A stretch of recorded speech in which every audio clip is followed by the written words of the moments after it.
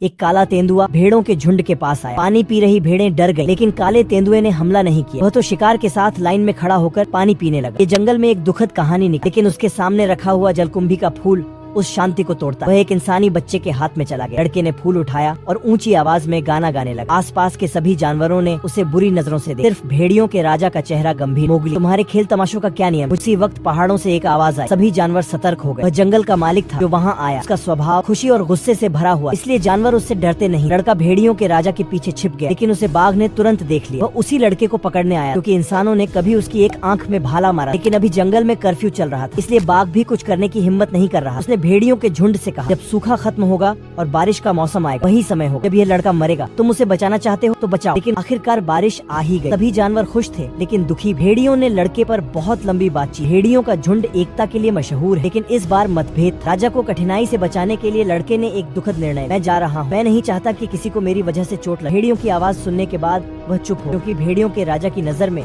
वह लड़का उसका अपना। लेकिन तब लड़के के शिक्षक काला तेंदुआ भी सामने आया।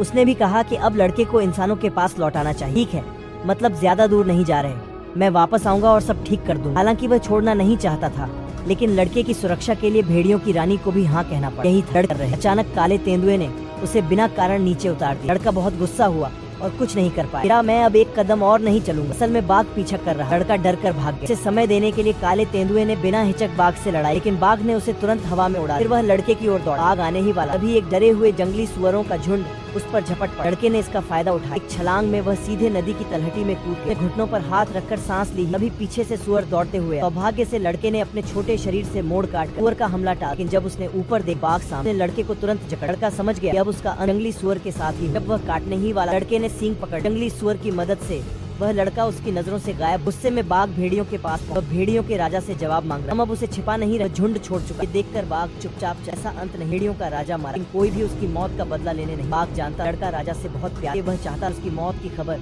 जंगल में फैला कि लड़का खुद सामने